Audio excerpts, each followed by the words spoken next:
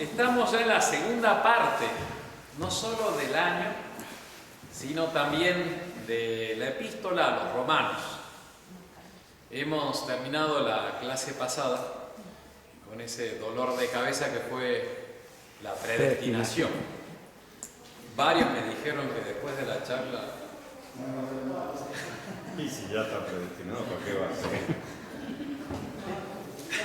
Me asusté un poco porque padre, terminé desesperado. Nos tocó ver la parte más teórica. Buenas noches, hemos empezado recontra puntual. Nos tocó ver la parte más teórica de la epístola, en la cual San Pablo nos presenta el plan de salvación. Recordaremos, vamos a hacer un repaso. Recordamos entonces que San Pablo le comienza diciendo a los romanos: miren, romanos, ustedes muy poderosos, muy sabios, pero no les sirve nada para la salvación. Ustedes acumulan la ira de Dios sobre sus cabezas. Y ahí se acuerdan la enumeración de todas las cosas malas que hacían los romanos. Después le dice, ese es el capítulo 1. Después en el capítulo 2 le dice a los mismos judíos: miren ustedes, muy pueblo elegido, pero ustedes no han cumplido la ley. Y sus bocas, sus labios son como la del áspide. Los áspides son las serpientes, inoculan el veneno. Hablando mal, destruyendo, no, olvídense. Entonces dice, todos estamos bajo el pecado. Esa afirmación es muy clara, la repite 2 veces. Todos estamos bajo el pecado, somos esclavos del pecado.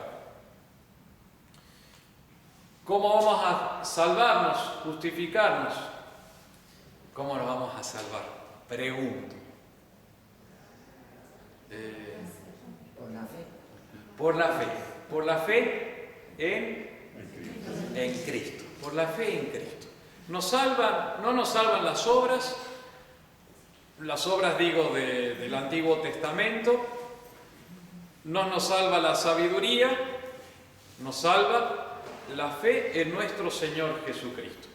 Y esa salvación, un poquito más de silla, muchacho, de este lado. Esa salvación nos es gratuita. Estamos en el capítulo 3, versículo 22, 23, 24 y 25, que ahí está como el núcleo así de cómo tenemos la justificación. Capítulo 4, San Pablo le dice, miren, esa salvación, justificación, ya incluso en el Antiguo Testamento se hacía por la fe, no por las obras, no por la circuncisión, sino por la fe que tuvo Abraham a la promesa. Capítulo 5.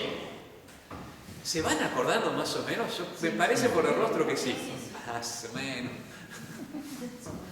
En el capítulo 5 dicen, mira, ahora que estamos justificados por la fe en nuestro Señor Jesucristo, tenemos todos los bienes de Dios.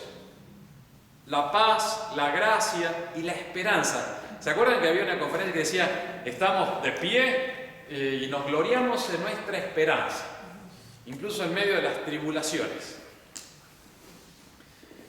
Capítulo 5, hasta el versículo 12, por ahí más o menos. Y después empieza la enumeración de todos los males de los cuales nos libra la fe en nuestro Señor Jesucristo. En el pecado original, ¿se acuerdan? Todos hemos pecado en Adán.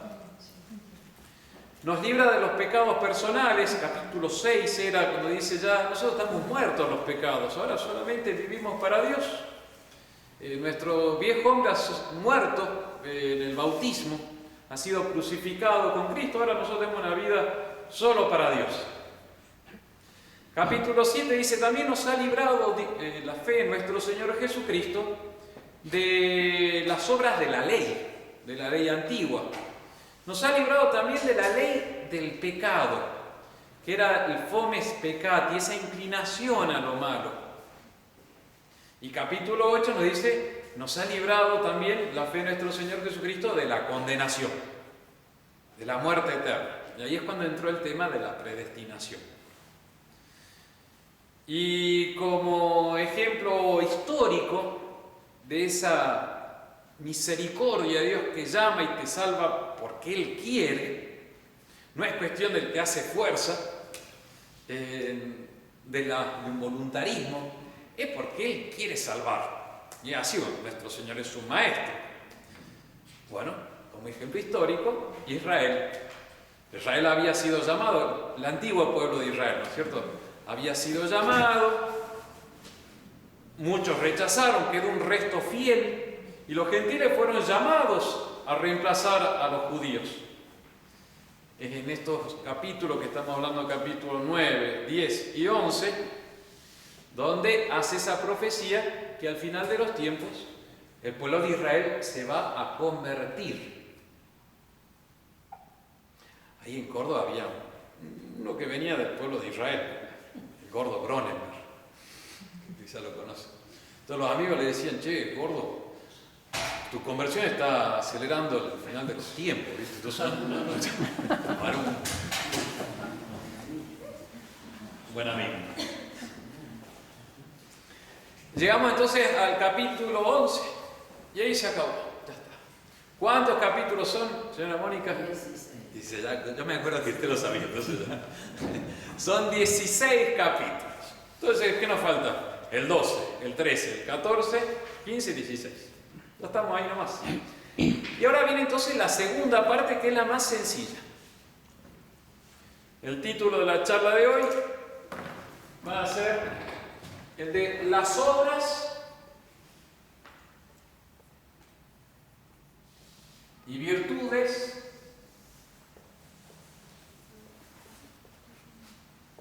de la gracia de Cristo.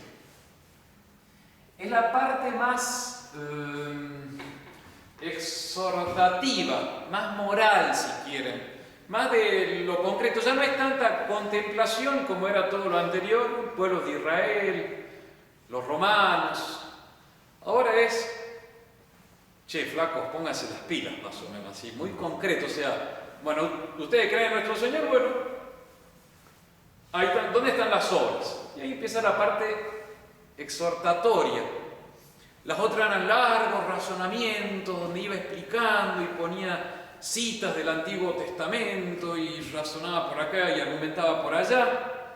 Y ahora van a ser sentencias muy cortas diciendo eso: pónganse las pilas, sean buenos, practiquen la caridad, el que tiene el don de enseñar que enseñe, que el que tiene plata dé, lit. En serio, así, es muy concreto. De la gracia de Cristo.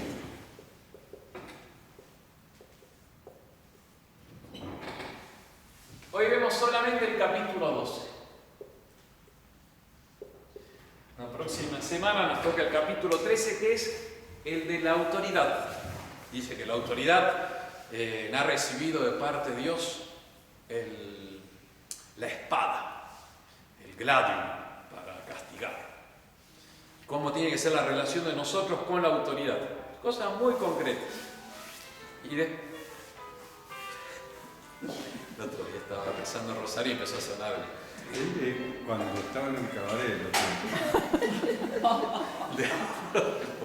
heavy, ¿no? Y le sonó, empezó a sonar, entonces, algo que entonces agarró toda la cartera, todo, y se arrodilló frente a la cartera, todo para que se...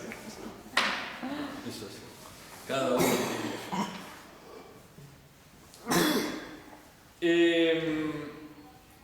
Y después el capítulo 14 y 15 va a ser la gran problemática. Inés, ¿comemos chanchito o no comemos chanchito? Literal, es el problema que se va a plantear, porque el chancho era un animal prohibido en el Antiguo Testamento. Entonces, cuando lo hago un poco de broma, pero es para recordar, ¿se come o no se come chanchito? Y ahí había un problema grande. En todas las comunidades de los primeros cristianos, si se podía comer o no se podía comer carne de puerco o de cualquier otro animal que se llamaban inmundos. ¿Qué otra cosa estaba prohibida? El camello, supongo que la cabra, las que tenían pezuña. ¿Se acuerdan? Creo que algunas... Gallina creo que no, ¿no? Y la cabra tampoco, si los cabritos hacen un sacrificio. Sí, pero se la comían. Entonces se podía comer cabrito. Cabra y oveja. Yo lo que me acuerdo de haber visto es el chancho, la liebre y alguna gallina, alguna de esas, no sé por qué. De haberlo leído. El clásico es el chanchito. Bueno, eso lo vamos a ver después. Y bueno, recontra interesante ver la prudencia de San Pablo.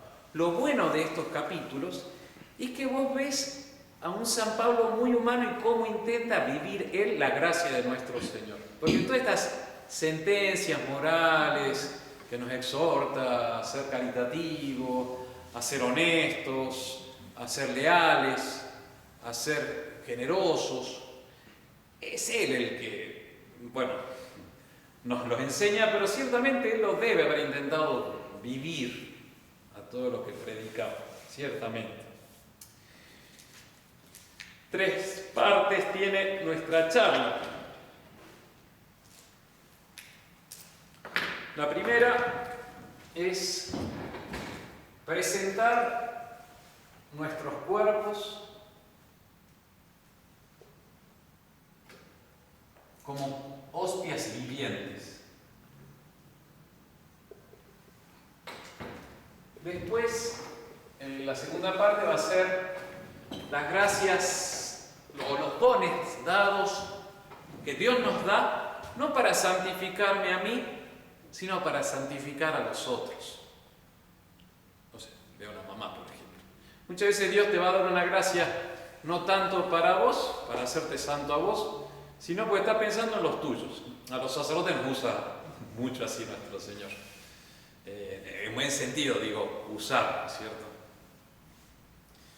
Y la tercera parte vamos a ver la caridad.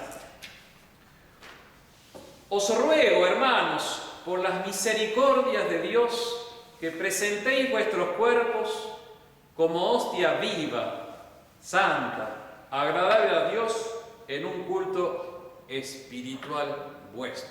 Así comienza la parte moral, la instrucción de las virtudes de San Pablo en Romanos. Os ruego, hermanos, por las misericordias de Dios. Es increíble, Él tiene autoridad, no solo para rogar, para imponer, pero tiene esa como delicadeza de decir, bueno, por las misericordias de Dios, presenten sus cuerpos como hostias vivas. La palabra clave es hostia. La hostia era el animal, el ser, el objeto que se destruía en una inmolación a Dios, en un sacrificio a nuestro Señor. La palabra hostia dice comelarán. No sé si escucharon hablar de este. El diccionario etimológico comelarán. Está buenísimo. Latín, español, y parece que era un español nacido en 1900. Ahora está buenísimo con internet. Porque podés sacar información, hay bastante información. Interesante para distraerse. Pero este Comelarán, un español, nace en 1860, muy docto, instruido, supongo que debe ser de la escuela liberal, imagino, positivista, no sé. Muere en 1919 y escribe un diccionario etimológico que está recontra útil. Se los puedo pasar. Está en una biblioteca virtual. Me lo pasó un compañero. Muy preciso, siempre con las etimologías tanto del latín clásico, los autores paganos, también con los autores cristianos. Entonces la palabra hostia está relacionado con puerta y con enemigo. Hostes, o hostilidad, hostil, significa enemigo. hostia, en latín, sin H, eran las puertas de la ciudad. Entonces parece ser que todo esto es de orden pagano, o sea, si quieren, no solamente el cristianismo lo usa, o sea, también los autores paganos utilizaban la expresión hostia como aquel animal que se sacrificaba en las puertas de la ciudad, fuera de la ciudad, para aplacar a Dios y pedir la bendición ante el combate del enemigo. Una cosa así, en la famosa batalla inicial de Gladiador, no hay una escena de que hay un animal muerto por ahí.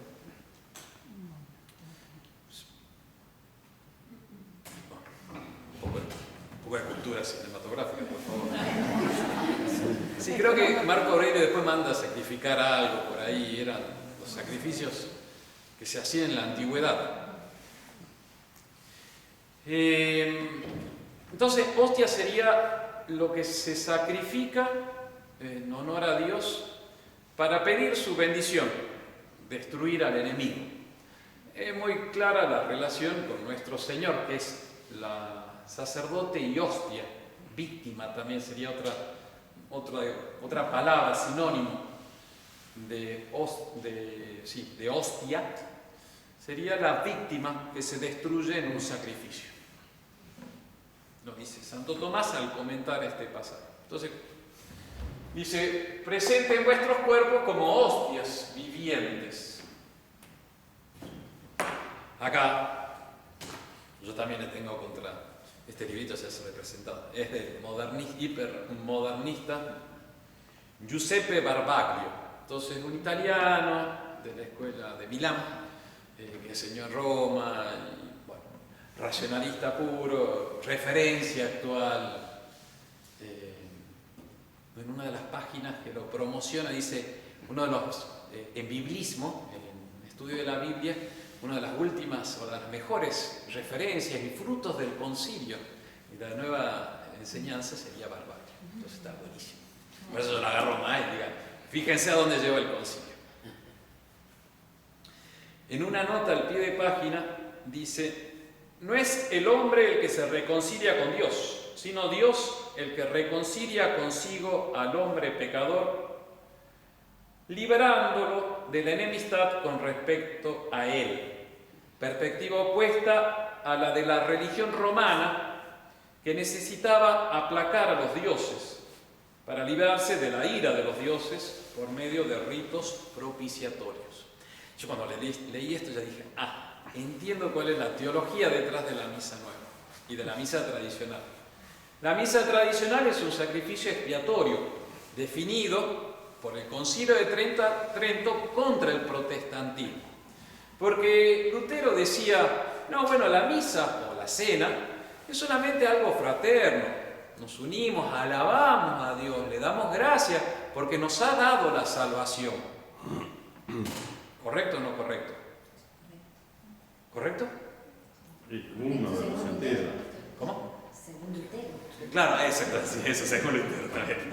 Estuvo bien, me di cuenta que iba por ahí, buena respuesta. Entonces, ellos dicen, ya está, Dios nos ha dado la salvación. Trento va a decir, sí, pero la misa aplaca a Dios. Es un sacrificio expiatorio. O sea, nosotros le presentamos por nuestras ofensas diarias, le presentamos la hostia inmaculada. Eso es la misa, y está definido por Trento. La misa nueva va a decir, no, ya no es tanto que nosotros ofrecemos un culto a Dios. Es más bien que Dios nos da la salvación a nosotros. Nos da el misterio pascual. Nosotros ya estamos salvados.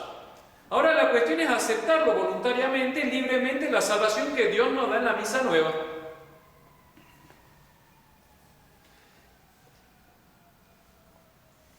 Y es muy fácil. ¿Qué hace usted acá? No es el hombre que se reconcilia con Dios a través de ritos propiciatorios, como lo que quería la religión romana. No sé, ahí si enganchan la... Está clarísimo. San Pablo dice, sí, que tenemos que presentar no solamente la hostia inmaculada, Cristo Salvador, sino nosotros unirnos al sacrificio de Cristo y presentar nuestros cuerpos como hostia viviente, santa, sin mancha, como un obsequio espiritual, racional, inteligente. ¿Cómo nosotros podemos ofrecer nuestros cuerpos junto a la hostia inmaculada? Pregunto. En el ofertorio, padre, no hay una oración donde son sacrificio. Sí. Por ejemplo, en la gotita de agua que se pone. Pero yo digo, ¿cómo nosotros en concreto? No sé, a ver. Ignacio Ortiz. No se puede ir así que. ¿Cómo Ignacio Ortiz hace para vivir su sacrificio, exhibir, presentar su cuerpo como hostia santa, viviente? ¿Cómo podríamos nosotros unir nuestros cuerpos al sacrificio de Cristo para que sean una víctima? Comulgando. Sí, comulgando, muy bien, está bien. Si Dios nos pide derramar la sangre para defender la fe, esa sería una manera de yo uno mi cuerpo al sacrificio de Cristo. ¿Qué otra manera podría ser? Tenemos humanistas, tres seminaristas. ¿Qué otra manera podemos nosotros poner nuestro cuerpo, presentarlo como hostia santa, viviente? Las penitencias. Muy bien, las penitencias y las vigilias y los ayunos, dice Santo Tomás. Yo iba a decir casarse. Bien. Eso ya es el holocausto final. Pero sí, ahí es el tercero. ¿De verdad? No, casarse no. Pero sí, presentar nuestra existencia, nuestro cuerpo, nuestra alma, para cumplir el deber de Estado. O sea, para que nuestra vida sea todo hecho en honor a Dios. Y está pedido por nuestro Señor, por San Pablo, hay que presentar nuestro cuerpo para una vida santa, una vida virtuosa, poner nuestro cuerpo y nuestra alma para el ejercicio de la virtud. Va a poner Santo Tomás, explicando a San Pablo, 4 condiciones. Tiene que ser una hostia viva, no muerta, viva por la gracia. Tiene que ser santa, es decir, santo era lo separado del uso profano. Profano es fuera del templo. Entonces, todos nosotros por estar bautizados estamos consagrados, estamos sacados del orden profano. Entonces, nuestro cuerpo es santo por la unción del bautismo. Tienen que ser agradables a Dios por una intención recta. Y finalmente tiene que ser un obsequio racional, un culto inteligente. ¿Quién es? San Agustín me parece que dice, no, San Jerónimo, que no sería racional si un monje, por ponerse a cantar salmos y salmos, y estuviese todo el día cantando salmos, después estuviese de mal humor o estuviese con dificultad en la vida común. Entonces, cuando dice tienen que ser nuestros sacrificios racionales, inteligentes, espirituales, es porque sabemos que lo más importante es no lo exterior, no las obras exteriores, no las mortificaciones o maceraciones externas que uno se puede hacer, sino en el unirse por la fe, el amor a nuestro Señor y la caridad. Bien. Y así reformarnos en toda la belleza interior, dice San Pablo. Dice, presentéis vuestro cuerpo como hostia viva, santa, agradable a Dios, y no os acomodéis a este siglo, antes transformados por la renovación de vuestra mente. Entonces ahí San Pablo nos pide no ser mundanos, apartarnos, no nos acomodemos al siglo presente. Y ahí cada uno de nosotros piense cómo debería evitar lo mundano. Es lo que nos pide el Espíritu Santo por San Pablo. No os acomodéis este siglo, antes transformados por la renovación de vuestra mente. Esa no me puedo detener porque está todo buenísimo. Pero la renovación de vuestra mente, hay como una frescura cuando uno se convierte, cuando es más de Dios, cuando llega a la santidad. Hay una renovación de vuestra mente. Y dice Santo Tomás que vuelve a recuperar la belleza anterior, la mente, nuestra alma. La reconquista por la gracia. Nuestros pecados la dejan sucia, fea, maloliente a nuestra alma. En la gracia la renueva y la hace bella. Lo vamos a pasar. Ese es el primer punto. Presentar nuestros cuerpos como hostias viventes. Ese es el marco de todas las obras y virtudes de la gracia de Cristo. O sea, miren, nuestro cuerpo, nuestra alma está para servir a nuestro Señor. Y ahora va a pasar al primer ejemplo, los dones dados para el bien de todos. No de la mamá, sino Dios te da la gracia para que vos santifiques a los otros.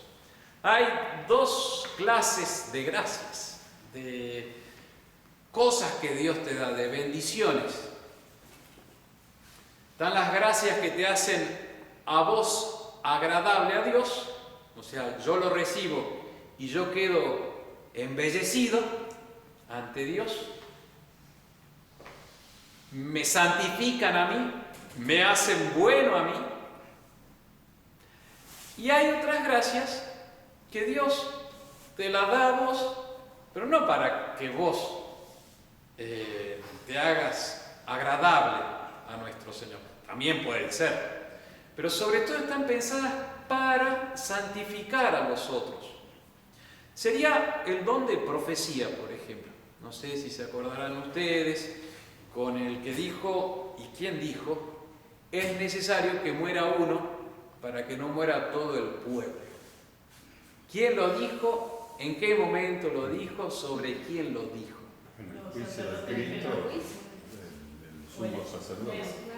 El sumo sacerdote, no me acuerdo en ese momento, era el Caifás, Caifás. Caifás dice, miren, los romanos nos van a destruir porque Jesús está haciendo lío, está levantando una rebelión, está haciendo, motines, decían ellos, ¿no? Entonces, es mejor matarlo a este. Sedicio es... Sí. Es necesario matarlo a Cristo para que no muera todo el pueblo. Y San Juan aclara que ahí Caifás dijo una profecía. Y sí, porque Jesús muere él y nos salva a todos. Y dice, a esta profecía la dijo porque era sumo pontífice aquel año. Entonces no es que Caifás quedó santificado por el don de profecía. Él dijo una profecía para que todos nosotros entendamos lo que sufrió nuestro Señor. Entonces estos son los dones dados para el bien de todos. ¿Qué otros dones Dios da para el bien de todos? Según el Estado, los dones que da para el padre, madre, familia. Bien, eso lo vamos a ver ahora. Pero en general, cuando se habla de estas gracias, son conocidas en lenguaje teológico como las gracias gratis date. No sé si han escuchado hablar.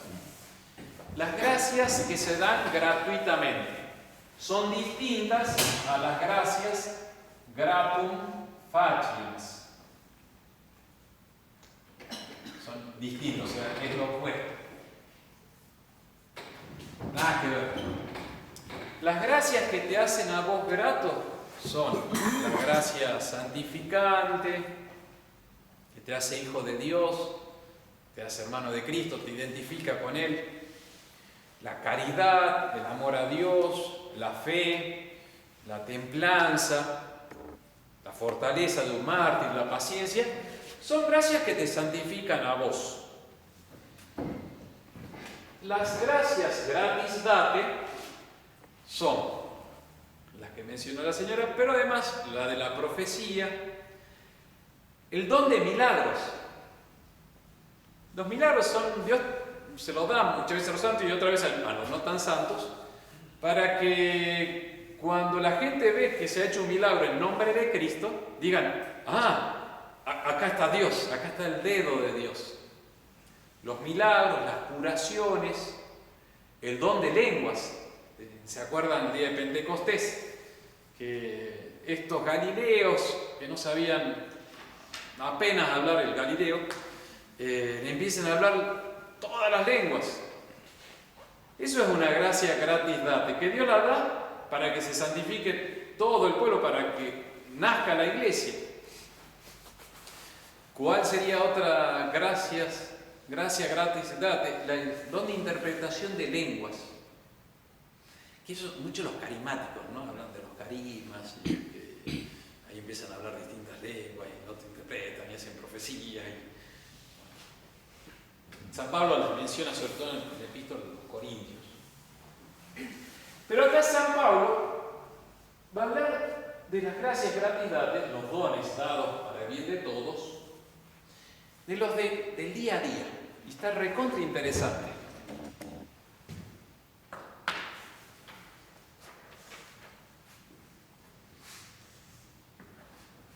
Comienza así este pasaje, en el versículo 3 hasta el 15, hasta el 8. En virtud de la gracia que me fue dada, digo a cada uno de entre vosotros que no sienta de sí más altamente de lo que debe sentir, sino que rectamente sienta según la medida de la fe que Dios a cada cual ha dado. Y tenemos dones diferentes, conforme a la gracia que nos fue dada. Ya de profecía, para hablar según la regla de la fe, ya de ministerio, para servir, ya de enseñar, para la enseñanza, ya de exhortar, para la exhortación. El que da, hágalo con liberalidad, el que preside con solicitud, el que usa de misericordia con alegría. A mí este pasaje me encantó, porque habla de las gracias, y bueno, el comentario de Santo Tomás, porque te habla de las gracias gratis date, que sirven para el bien común, y que son accesibles a todos. El de enseñar para la enseñanza. Hay gente que tiene el don de la enseñanza, vamos a hablar. Maestros, profesores. Santo Tomás va a hacer la distinción entre la enseñanza como más teórica, abstracta, y después de las cosas más prácticas. Ya que tiene el don de exhortar, para la exhortación. Y ahí va a ser más el don de consejo. Veo que hay gente un poco más así, como más idónea para dar un consejo concreto. Algunos más para asuntos teóricos, ¿no? Pero vos le preguntás a ese del asunto teórico, dame un consejo concreto, te puede dar cualquier cosa. Porque quizás le falte esa prudencia de considerar la circunspección, se dice. Es decir, el atender todas las circunstancias del acto, lugar, personas, dineros, porque para el consejo concreto hasta tenés que ver quibus medis, decían los antiguos. ¿Qué medias te vas a poner? ¿Calcetín? No. Quibus medis significa con qué medios. Por nadie se rió así que estaban todos dormidos. Malo el chiste. Quibus, Chiste de seminarista. Es muy malo. Claro. y los seminaritos.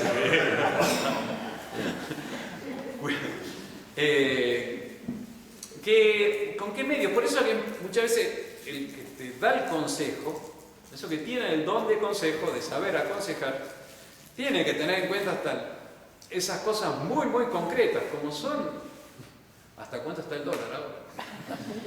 Y porque a veces en nuestros ambientes abundan los que tienen ideas para todo.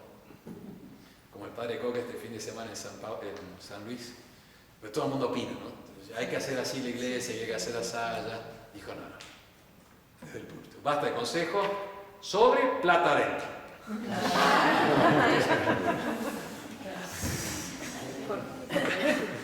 Bien concreto. A veces puede pasar en nuestro ambiente que nos quedamos en la teoría y el don de consejo. Ya el que tiene, entonces dice San Pablo, el don de exhortar, de aconsejar, que lo ponga en práctica. Es verdad que a veces los antiguos sabios ya están tan cansados que no quieren dar consejos. Como que dicen, basta, ya estoy podrido de siempre el mismo asunto y dar siempre el mismo consejo. Y ahí entonces los que tienen el don de exhortar deberían formar a aquellos más jóvenes y más pacientes que puedan exhortar a las camadas que van viniendo. Porque es verdad que ya después escuchaba a veces a los profesores de seminario que llevan muchos años decir de mí vuelve con el mismo problema. Mi tío decía que el que escucha consejos normalmente no necesita consejos. Porque no escuchan. Sí, los otros que no escuchan, no. Entonces, el don de enseñar, el que tiene don de enseñar, el que ha estudiado, el que sabe que maneja la ciencia, que lo ponga en práctica. El que es persona prudente, que con gusto ejercite su prudencia ayudando al otro. El que da, el que tiene dinero, el que tiene medios para ayudar, que ayude y que lo haga con liberalidad. O sea, liberalidad significa dar con gusto. No esperando nada a cambio. Eso. Y siendo generoso, así. Y está bueno eso, como San Pablo considera el dinero que uno tiene, digo, asegurando la subsistencia de sí mismo y de los suyos, sin ser así como demasiado avaro, sin ser avaro, que dé, y Dios te da plata para dar, más de una vez. Uno ve gente que dice, padre, esto es para, Dios me lo da, yo le entrego, no es para mí. Está buenísimo. Para mí, El que preside, hágalo con solicitud. Este está genial para todos los que son autoridad entre los suyos, familia, un orden social. El que preside, hágalo con solicitud. Solicitud, etimológicamente, significa entregarse de lleno, completo, ponerse en la acción. De hecho, la persona solícita es la persona diligente, que se mueve, no floja, no se entrega. Y cabalmente, o sea, de todo. Así, ¡pam! Y eso, qué sé, para los padres de familia está buenísimo. Seguir a San Pablo, o sea, Dios me dio a mí la autoridad, el derecho de ser padre de familia. Con gusto y me entrego y disfruto. Y soy no dejo, o sea, realmente me pongo la camiseta de jefe. Pero en buen sentido lo digo así de. Y eso justamente Dios te da la gracia para que te entregues. O sea, y haz bien a los tuyos. Y hacerlo con gusto y solícito, o sea, no te reserves nada. Que eso nos pasa a veces a los jefes que queremos tener nuestra caja de la nada. The nothing box. Entonces, es el lugar donde no tiene que entrar la esposa. Eso sería la traducción de Nassim Déjame tranquilo. Con los hijos, con conservar un cepillo de dientes, yo te comentaba. Entonces, a veces la autoridad puede tener esos, muy propios de los varones, tener, decir, déjenme acá tranquilo, por favor, este es mi espacio. Que nos hace bien, O sea, yo estoy a favor de Nothing Box, pero no egoístamente. Porque a veces te da el equilibrio a la autoridad para lo suyo. A veces sí podemos pecar, el que tiene autoridad, de ser egoísta y no querer mandar a todos a freír espárragos y que no me vengan a molestar. Y eso sería un defecto que hay que tener en cuenta. Si queremos redimir nuestros pecados, decir, bueno, no, yo tengo la autoridad y es para ayudar a los otros. Y vos, y ese vos sería poner cada uno de nosotros el nombre, ¿no? Vos, Marito, jorobate. Y así. Pues ya está, tu destino es entregarse con solicitud al bien común. Y el que usa de misericordia con alegría, ese está buenísimo. Se quizá más para las mamás. Pues la mujer es más misericordiosa que el varón. Naturalmente, si una mujer se hace cruel y sin misericordia, ay, mamá, que me venga un varón a aplicar la misericordia, porque la mujer va a destruir todo. Padre Castellani tiene una payada, un parangón de la malicia del hombre y de la mujer. No sé si lo conocen, en el libro Castellani por Castellani. Y dice que si te agarra una mujer brava, peor que te agarren, no sé, 500 hombres enojados, porque la mujer no tiene misericordia. Cuando uno ve los terroristas. Sí, ¿se acuerda de la negra de la tablada? ¿Usted lo dice por ella? No sé si. Yo me acuerdo. Hay varios casos. En la tablada había una que se llamaba La Negra, que fue, pero de. Mala, sí. Y la rostito de la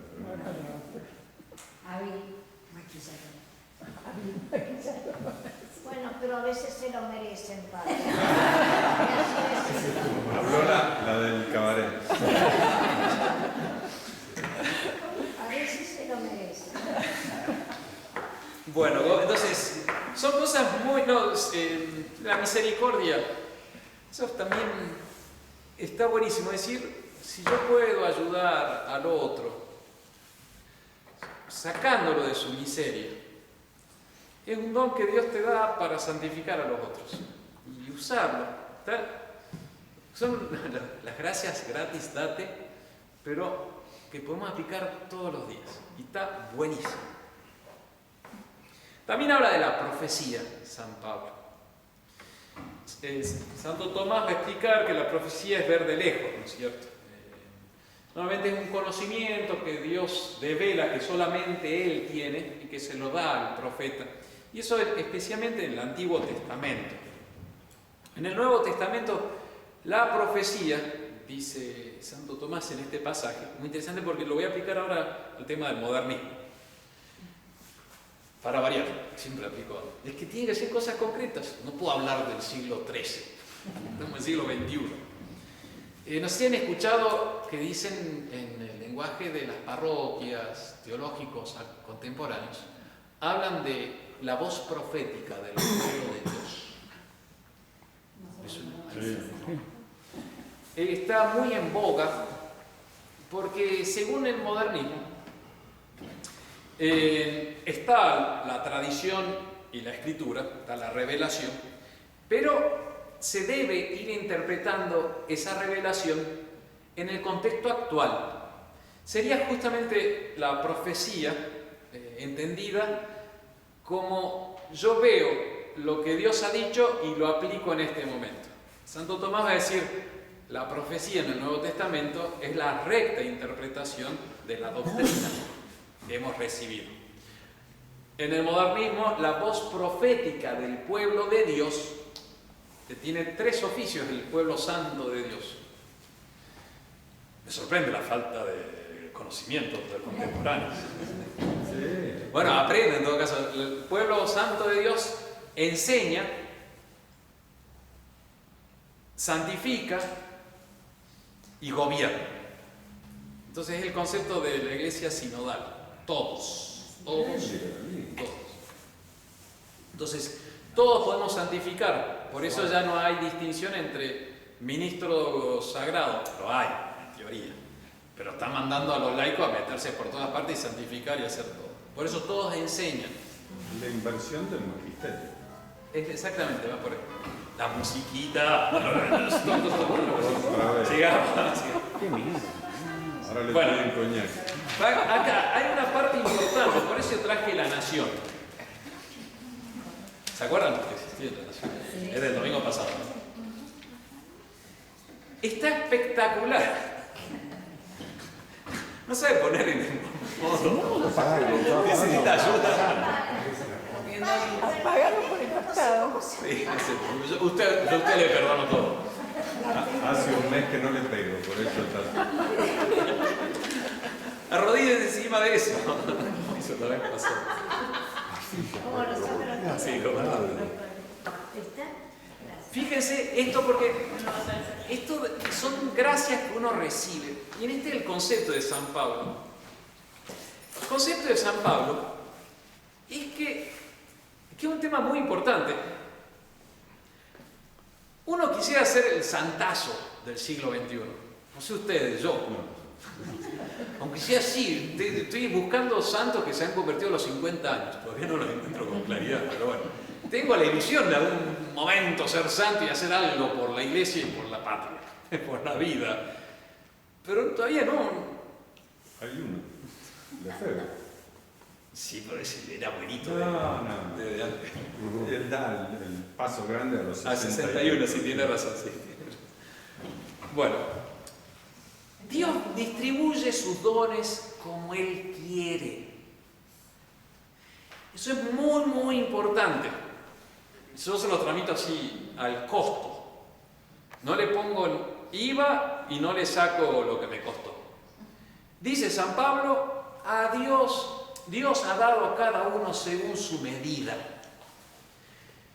Y hay que, porque yo me lo pregunto constantemente, ¿cuál es la medida que Dios me ha dado? ¿Para qué diablo? No hay que decir para qué diablo, pero ¿qué función tiene uno en el cuerpo místico de Cristo? Esa pregunta hágansela ustedes. ¿Para qué Dios los ha puesto acá? ¿Para qué? ¿Qué don Dios le ha dado a ustedes? Y es muy importante entender que yo tengo un don y no tengo el de los otros. Y tengo que saberlo. No tengo que saberlo. Pero sí tengo que ver con humildad que Dios ha dado dones a otros y yo me tengo que alegrar por los dones del otro. Y tengo que no creerme más de lo que soy, sino sentir con humildad y anteponer a los otros a mí. Estoy casi pasando al costo el texto de San Pablo en capítulo 12. Porque cada uno forma parte de un engranaje. Es verdad que no es necesario, porque yo tampoco ni lo sé y quizás me muera sin saber. Pero con mucho respeto al plan divino, porque uno podría tirarse a chanta y decir, bueno, a mí no me corresponde, entonces yo sigo tranquilo y la voy capoteando, ¿viste? O sea, la voy piloteando, mi santidad, más o menos, me confieso de vez en cuando. Por decir, che, viejo, me tengo que poner la pila, tengo que ser un santazo, porque quizá hay almas que se van a salvar si yo le doy todo a Dios. Y si no le doy todo a Dios, si voy siendo truchito, si voy compartiendo un tiempo para Dios, una misa o dos por semana, el resto un video TikTok, la serie Netflix. Bueno, entonces, si yo voy así, claro, yo tengo un lugar puesto. O sea, Dios en el diseño de la iglesia, del edificio, del cuerpo místico de Cristo, uno está para algo. Pero yo tengo que sentir siempre con gran humildad de mi puesto, de lo que yo he recibido, porque a mí Dios me dio una gracia que no sé, yo quisiera tener la del otro, yo quisiera ser el San Juan Bosco, que a los 24 años el tipo renuncia a todo gusto terreno y a toda amistad terrena toda amistad, porque tenía un buen amigo, ¿cómo se llamaba? ¿Era Comolo? Comollo, o como es. Un joven seminarista, los dos eran seminaristas, tenían el deseo de ser santos y se le muere. A los 24 años se muere el seminarista. Y él se da cuenta que estaba como demasiado amigo humano y que tenía que levantarse más para el cielo. Y dice, basta. Ahora, toda amistad que tenga es para Dios, y solamente para Dios, y todo en Dios. Vos lees eso y decís, ¡qué vergüenza! Yo he logrado no tener ningún amigo así. Fíjense cómo dice San Pablo. En virtud de la gracia que me fue dada, digo a cada uno de entre vosotros que no sienta de sí más altamente de lo que debe sentir. Lo va analizando Santo Tomás, se lo comparto, está espectacular. Según la gracia que me fue dada. Lo dice San, yo tengo esta gracia, no tengo las otras gracias. Esta la recibí. Yo no la merezco, no la elegí, se me dio, la tengo que guardar. Vuelvo a repetir, de hace rato lo vengo diciendo, todo es gracia. Hoy yo puedo tener la gracia de nuestro Señor y mañana ya no. El Evangelio del domingo pasado. Jerusalén, si conocieses el tiempo de la visita, de tu visitación. Yo estoy hoy acá de visita, no me quedo, yo me voy, es visita. Y se va. A mí me pasó el domingo, pero me fui meditando, ya que me tenía que ir a San Luis por el tema de la construcción. Entonces salía a las 6 de la tarde, pero andaba mal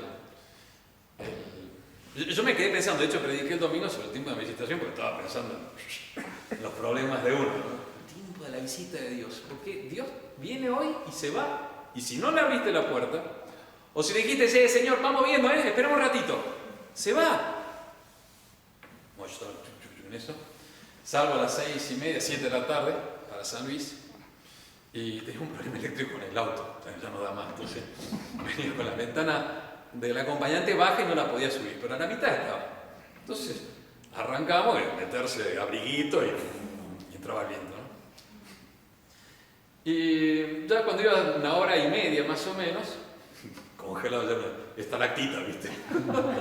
De pronto estaba rezando el rosario y siento que había una falla, que algo de electricidad, y dije, volvió la electricidad, y se subió, buenísimo.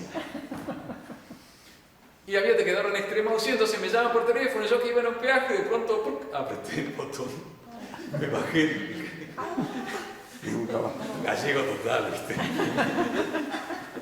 Y bajó entonces el vidrio del conductor, pagué, yo venía hablando y sí, entonces en extrema opción, y de pronto, ya está, no subía. El tiempo de la visitación había pasado. Y yo de nabo metí la pata. Todo es gracia. Y eso, vuelvo a insistir, cada uno tiene su gracia. ¿Y saben lo que es lo más bonito? Y ahí eso es algo de propio a las almas grandes. El alma pequeña, mezquina, dice, yo tengo esto, yo tengo esto, yo tengo esto, y lo otro, fíjense cómo yo tengo esto, y se lo enrotra al otro, Las almas grandes no. Las almas grandes dicen, yo tengo este don. Adiós, gracias. Y el otro tiene, mirá qué don, Y el otro también. Y yo puedo empezar a trabajar, eso a nivel familiar a veces pasa, con las cuñadas y con la suegra. Que la otra cocina más rico que yo, que no cocina más rico que yo,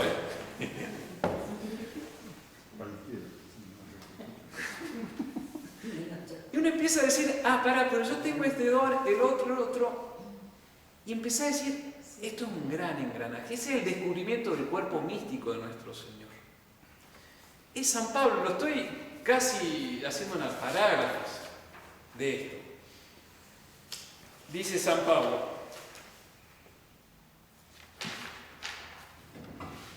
acá está. Pues así como tenemos muchos miembros en un solo cuerpo, y no todos los miembros tienen la misma función, del mismo modo, los que somos muchos, Formamos un solo cuerpo en Cristo, pero en cuanto a cada uno somos recíprocamente miembros. Entonces dice, mire, somos muchos, cada uno con una función. De ahí está el tema de, chica, Dios, ¿para qué me hizo? ¿Para qué me dio la fe? ¿Para qué me dio la fe? Es saber descubrir que yo tengo un lugar y que tengo que ocuparlo.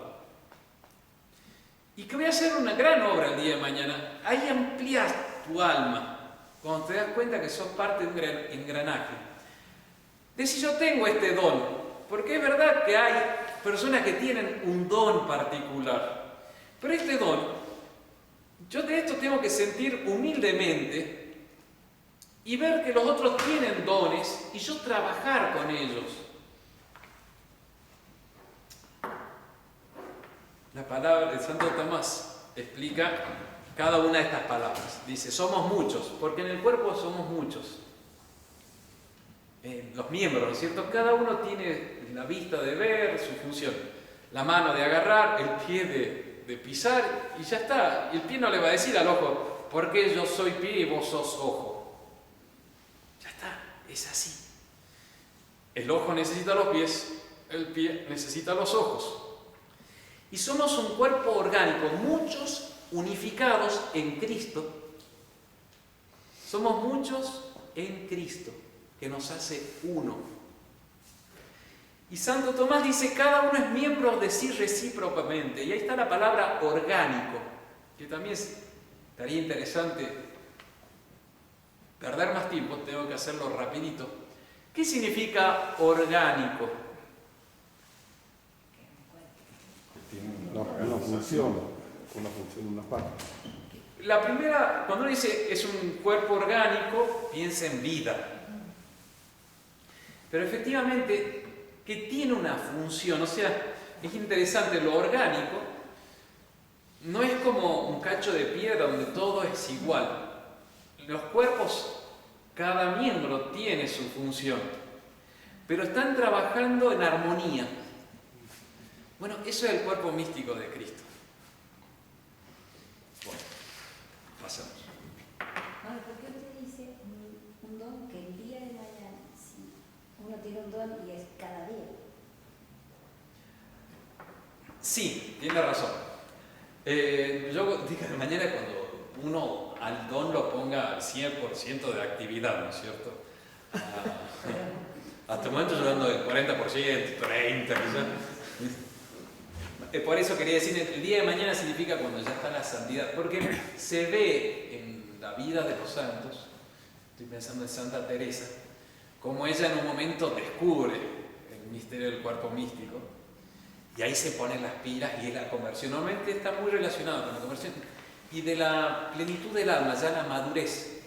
Cuando uno no es santo, es como medio niño todavía, entonces uno es medio mezquino. Veo que los niños son muy autorreferenciales, o sea, tengo hambre mamá, tengo sueño mamá, quiero irme mamá, y los grandes ya son los que empiezan a pensar, bueno, este niño me necesita, tengo que ayudarlo. Así en la vida espiritual. Cuando digo el día de mañana es cuando uno descubra que tiene una función y que tiene que entregarse y que esta vida es corta y te va a dar bronca a los 50 años que no te ha puesto las pilas. Yo estoy hablando de mí, pero creo que esto no. Voy a decir, ¿por qué? Y bueno, qué sé yo, a cada uno Dios da su gracia. Padre, ¿estos dones son únicos e irrepetibles? ¿O puede que tenga otra persona un don? Todo, o sea, Dios da sus dones a todos, le da los dones principales. Pasa que después, o sea, que sería la fe, las virtudes en general. Pero es cierto que después a cada alma, estamos hablando de los santos, nosotros somos ladrillo regular, ¿viste? En el edificio de la iglesia somos un tabiquito por ahí, ¿viste?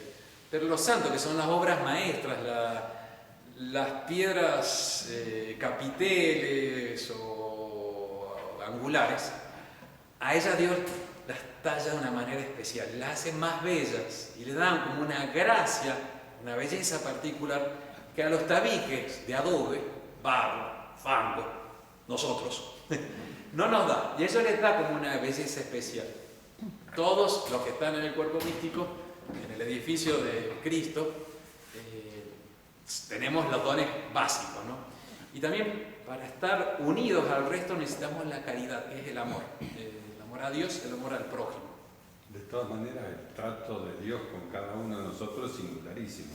Es decir, es un poco lo que ella pregunta, es así. Es decir, el trato es de una singularidad absoluta. Porque trata con cada uno de nosotros. Como la hoja de un árbol son completamente diferentes una a otra, a pesar de ser parecidas. Y está buenísimo. Estamos en 9 versículos nada más hicimos. La doctrina de San Pablo está para prolongarse un montón. Termino con la frase de San Pablo al final, que yo voy a volver a insistir en eso porque San Pablo lo hace. En ese tema de la humildad y de comprender que estamos engarzados en un sistema mucho mayor y que tenemos que ponernos en nuestro lugar y así trabajamos con nosotros. Tened el mismo sentir unos con otros. No fomentéis pensamientos altivos, sino acomodaos a lo humilde. No seáis sabios a vuestros ojos.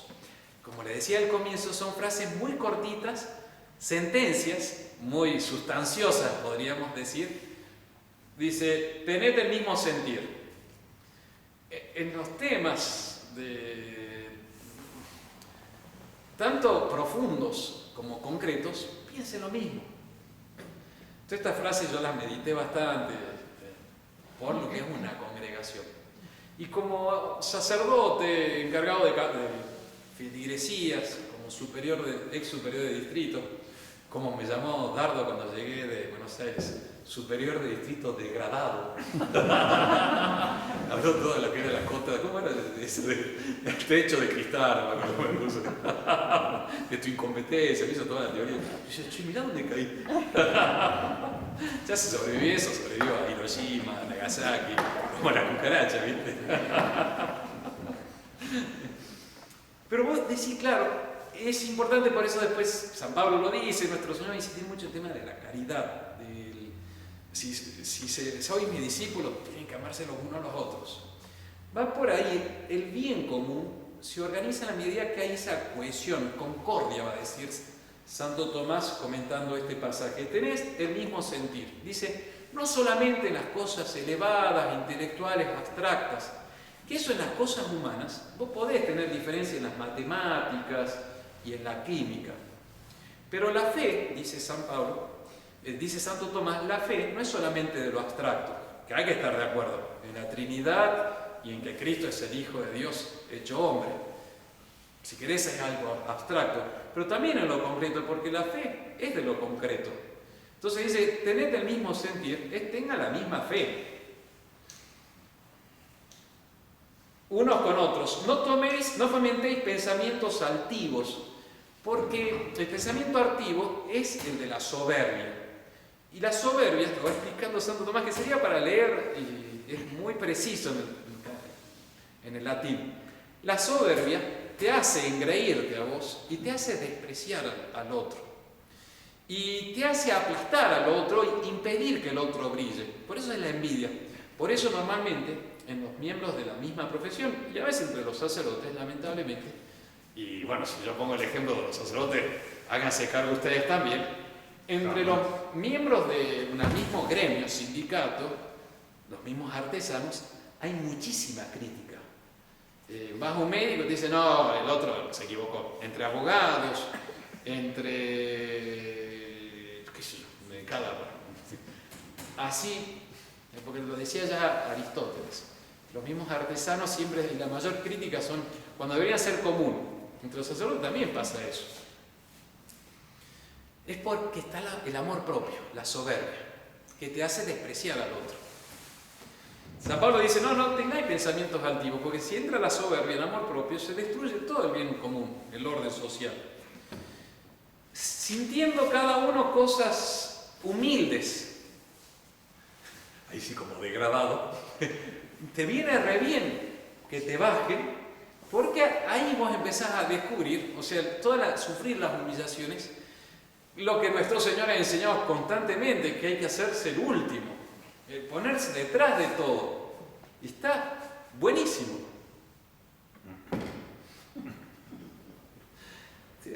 Es fundamental. Y nolite esse sapientes apud vos metipsos. No se consideren sabios, prudentes en vosotros mismos, que es típico del amor propio inflado. Sentid lo mismo. Todo esto yo lo hacía pensando en una comunidad de sacerdotes. O sea, como estoy superior, que he visto cómo pelea problemas importantes que tuvo la congregación entre sacerdotes que se van, muchas veces porque San Pablo decía, miren, tienen que prevenirse en los honores, o sea, dale honor al otro y adelantate a darle el honor al otro. Y dice Santo Tomás, porque cuando tú le das el honor al otro, realmente ahí demuestras en los efectos, en lo concreto, que le estás dando, no lo estás despreciando, porque normalmente el verdadero amor no desprecia al otro. Bueno. Y la unidad en el pensamiento del orden político, que él lo está... Yo pensé eso, lo que te contaba el otro día, donde está el hijo de España, todo el mundo está de acuerdo, todo el mundo quiere ayudar, pero cada uno tiene su idea de cómo ayudar y que no cede. Y eso es difícil. Y eso a los sacerdotes muchas veces nos pasa. Por eso una congregación como la fraternidad, donde tenés 700 sacerdotes, todos varones. Normalmente el varón está hecho para mandar, no para obedecer. En sí, o sea, por la autoridad que tiene que tener un jefe. Tenés 700 sacerdotes que están obedeciendo. Es una gracia de Dios inmensísima que no cada uno quiera hacer de nosotros un partido. Y el demonio nos puede tentar Yo hablo de nosotros, pero no nos miren nosotros, piensen en ustedes, ¿no? Yo con humildad hablo de lo mío, pero es para que ustedes piensen. Y decir, bueno, tenés que ir cediendo, no es la palabra correcta, tenés que descubrir lo que es importante y decir, yo apunto acá. Y dejo justamente las cosas que no son importantes. Y te das cuenta que vos, puesto a un servicio de una orden mayor,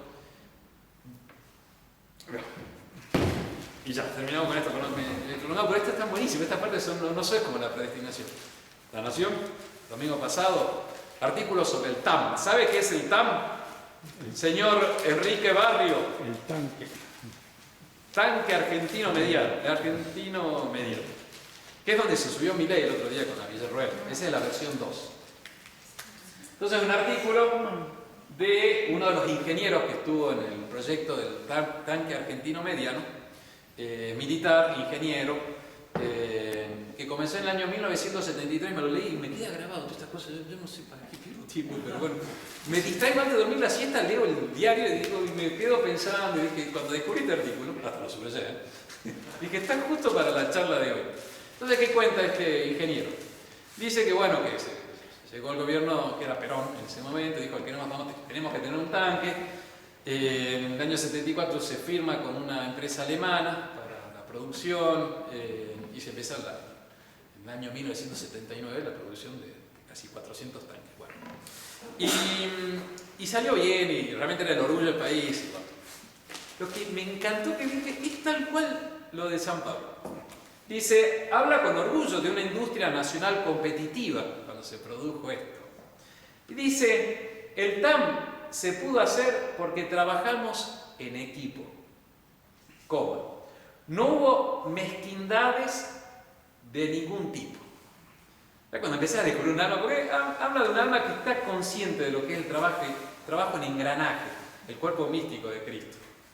Ese justamente no estar mirando, no tener mezquindades. No hubo mezquindades de ningún tipo. Se mantenía el respeto de los cargos y de los grados. Es literal, es como el ejemplo concreto de eso. O sea, cada uno tiene su lugar, su grado, su cargo. Porque éramos militares y quizás eso nos permitió el éxito. Era una burbuja todo ese ambiente de trabajo que era sistemática, con normativa y con reglamentaciones que se debía cumplir a rajatabla. cuando uno ve a las legiones romanas en Gladiador, en la batalla inicial, se ve a los bárbaros gritando y eran bravos y fuertes y brutales y te daba miedo solamente ver un bárbaro.